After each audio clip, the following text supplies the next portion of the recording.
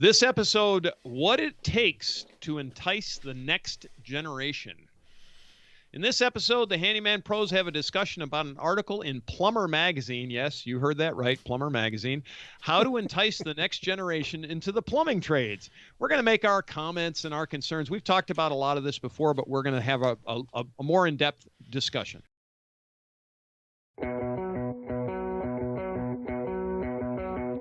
Welcome to the Handyman Pros radio show. Home improvement and maintenance tips from the pros. Thanks for listening to another edition of the Handyman Pros radio show, where our goal is to help save you time, money, and aggravation on your home maintenance and repair. This edition is entitled, How to Entice the Next Generation.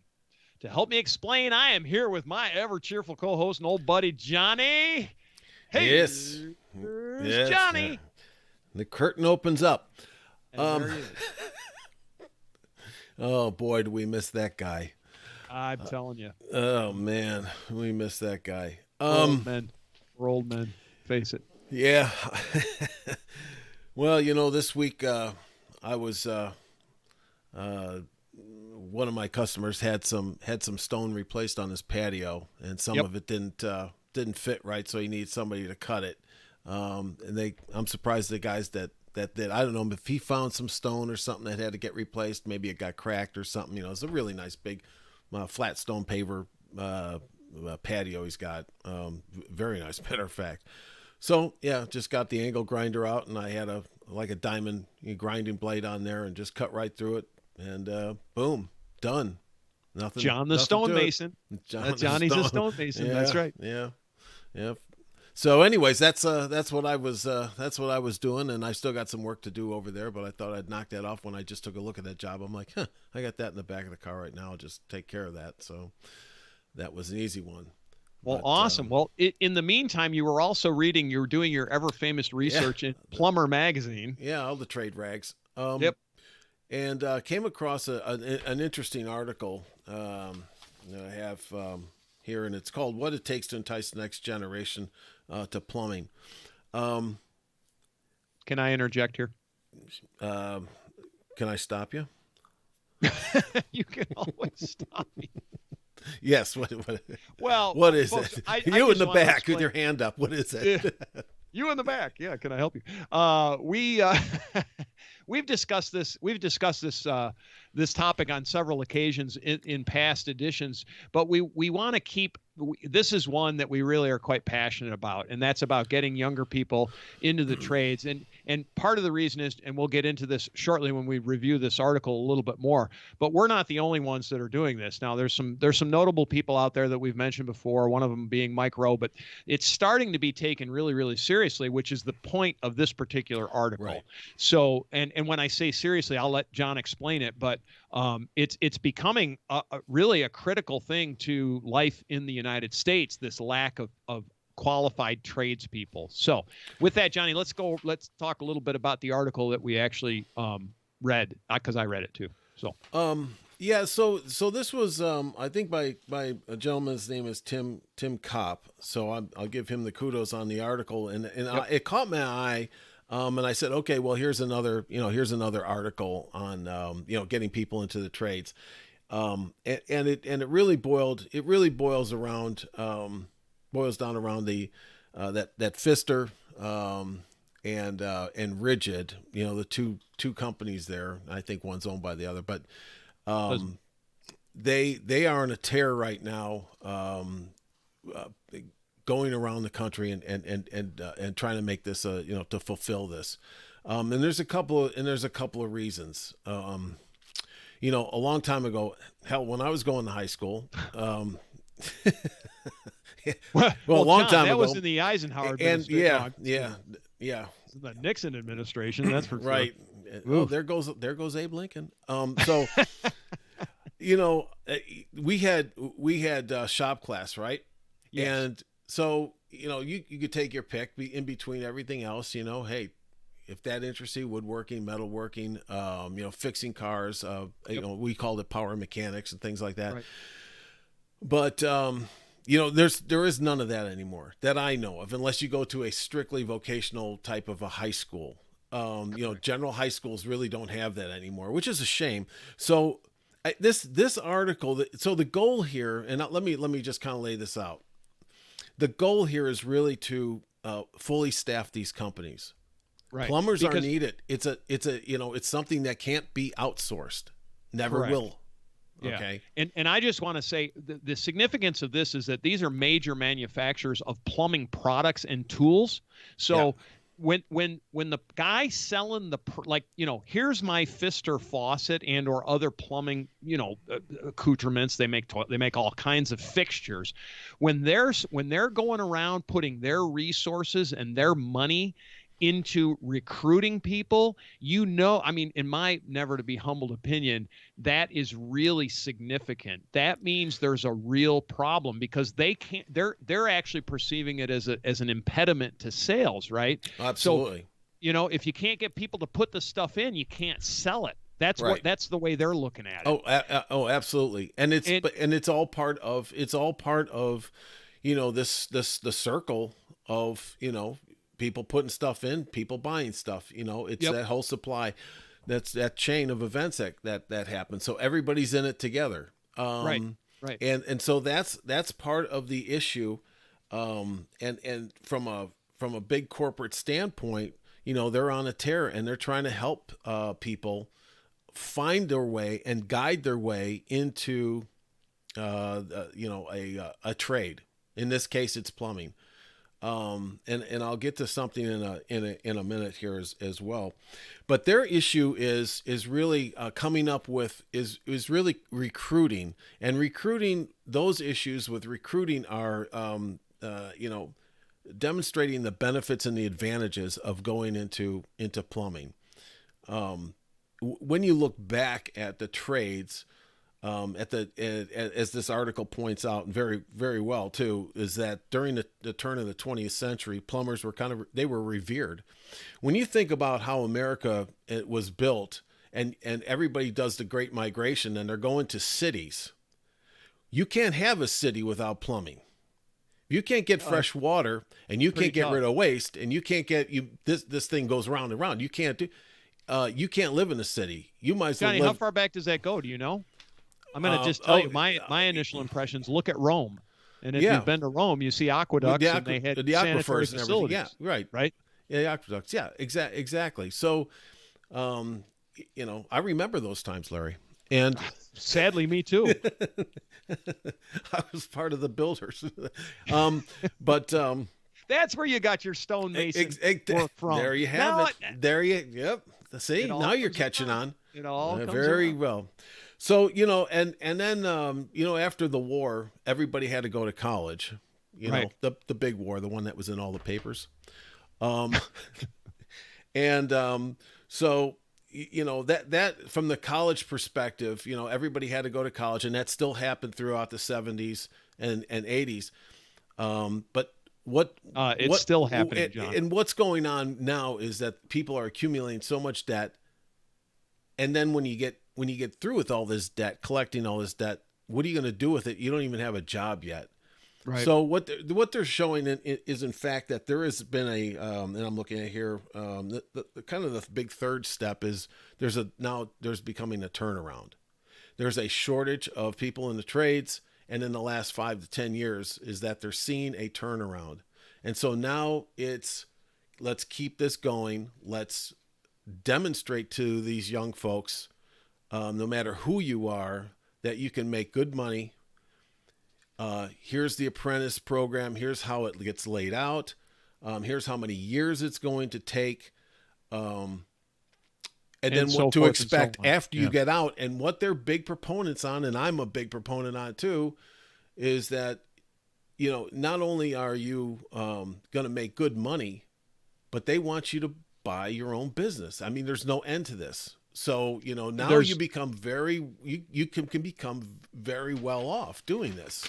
Yeah, well, so I work a lot in the financial independence community, and when you sit down with and you start running the numbers, and you start looking at, if you start when you're say 20 years old, and you really run the numbers and you figure, and when I mean run the numbers, I mean how much is your education cost, how much is this, how much is that, what's your return on investment as far as your education return on investment, so forth and so on. Being in the trades, vast is far and away better in almost all cases than most of what you go to college for today. Now, this was not true in the past, but the market, the situation has changed. And today, and we've said this before, and it's well known, but infrastructure things like plumbing, electricity, carpentry, all that stuff, it's not going anywhere. There's no magic technology that's going to change how plumbing gets in and out of a house. Yes, there's some materials that have changed and some things like that, but the technology is the same technology effectively that the Romans used to a degree. Don't take that too far, but it's still really about the same technology as far as, fresh water in, wastewater out. That hasn't changed. That concept hasn't changed and won't. Unless we stop eating and drinking, plumbing, for example, is going to exist forever. Electricity, same way. You have a house and all the things that go in a house, it's not going anywhere. What's changed is there's nobody doing those jobs anymore, because Right. we were told that, you got to go to college, you got to get your college degree. We're not against college either, by the way. Are we, Yeah. John? No. Personally, No. I think there's a No. lot of things you can learn in college that you need as far as information. If you want to run your own business as a young person, yes, you have to have a basis in accounting and bookkeeping and a couple of things. All that school learning, you can get all that. You can apprentice it too, but sometimes it's helpful to have that formal education on that stuff. But that's not a 4-year degree necessarily. Those are courses you can pick up here and there at community college or whatever your choices are.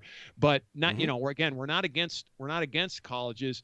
But just, again, we just did a show on being intentional. Think these things through. And if you have a mechanical bent as a young person, which is becoming rare, when I was growing up, Johnny, I don't know if this is true where you are, but there were probably, I don't know, half the people did a lot of things themselves. I grew up in a rural farm community. So at the time I grew up, basically, if you were a farmer, you learned how to do things yourself because you didn't have a choice, mostly.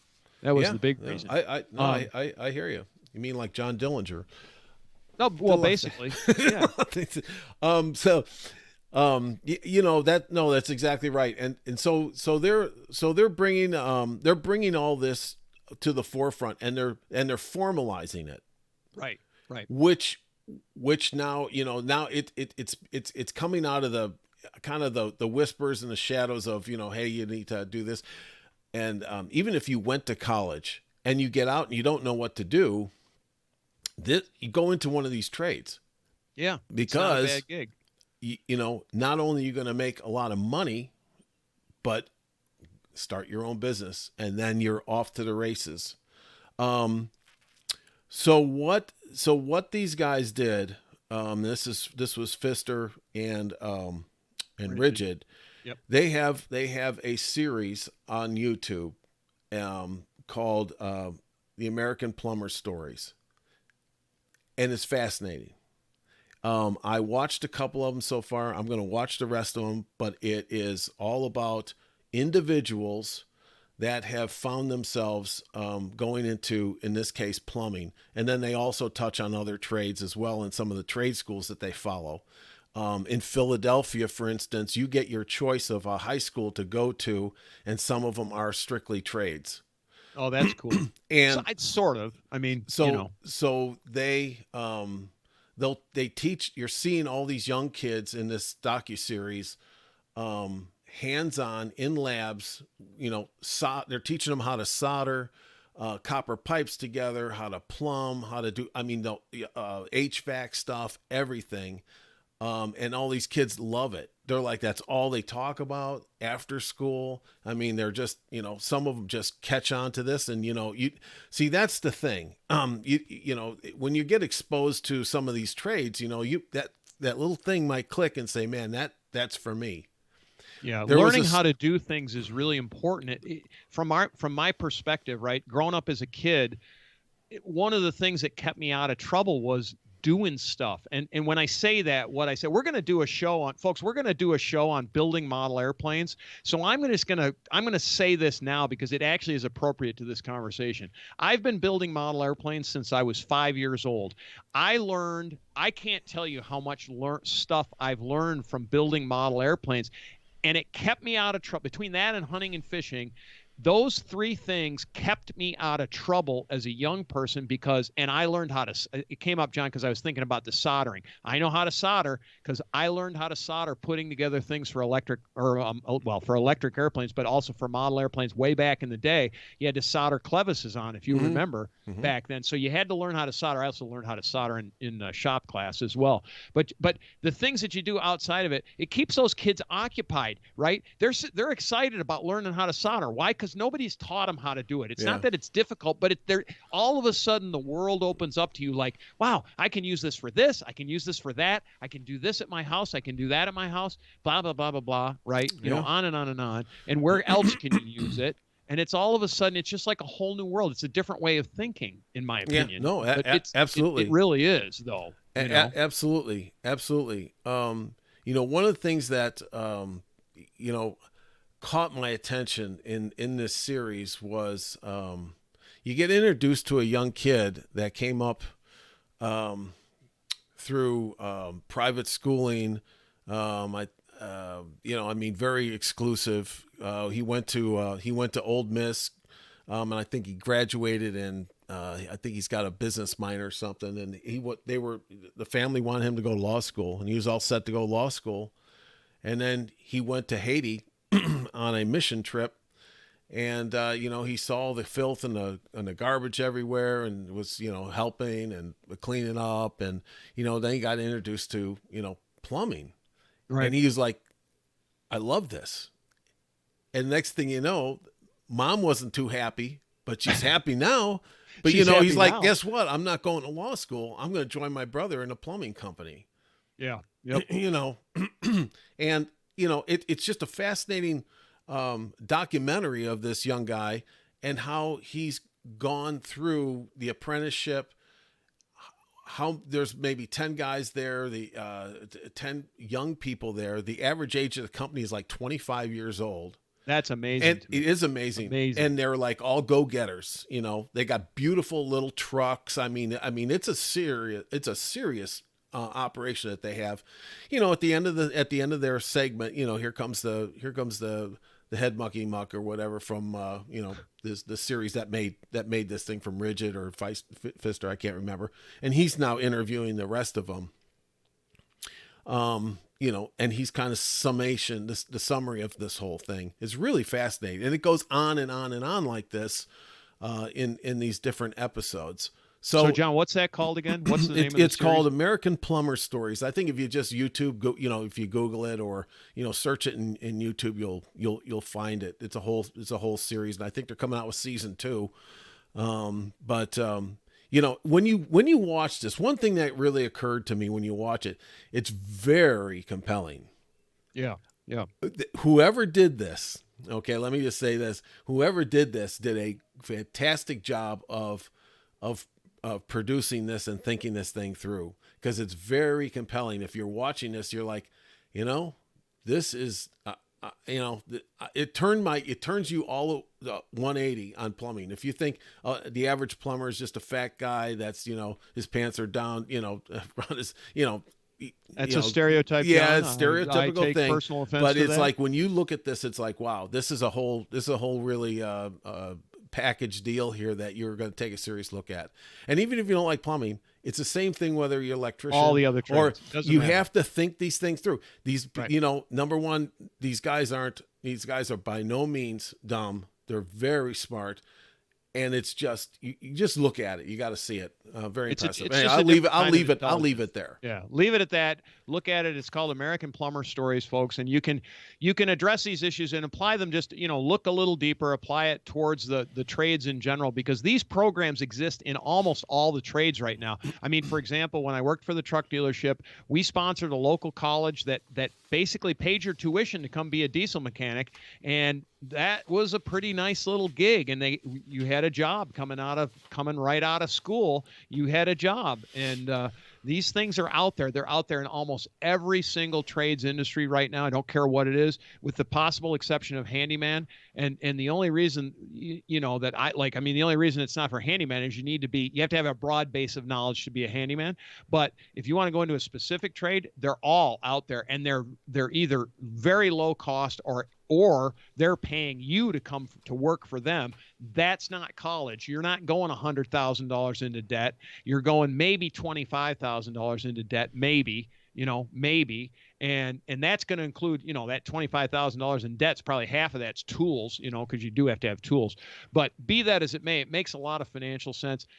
Watch American Plumbers on YouTube. We don't rarely promote stuff for things, but we do promote this one. And also, while you're out there, go look at the Micro Foundation org, which gives you scholarships and things out there for going into the trades. Like I said, tremendous opportunity for young people today.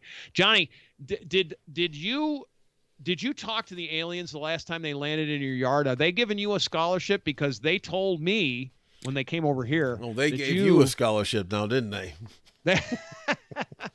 They might have. You never know. Here's your diploma. They really want Allie. That's what it is. They keep saying, Larry, you got to get my partner out of the truck. It's not cutting it. Yeah, Larry, it's just not cutting it. You're gonna like this, folks, diploma. With that, if you enjoy all this craziness that we talk about, please send the links off to your friends. We would really appreciate it. We love to have new listeners. If you do have any questions, you can send us emails, questions@handymanprosradioshow.com or at handymanprosradioshow@gmail.com. Either way, we are on Facebook at Handyman Pros. We're gonna post it. Let's post that plumber article up on the at Handyman Pros place, John, so that people have all the links and stuff that go to it. And with that, we will see you next week on the Handyman Pros Radio Show.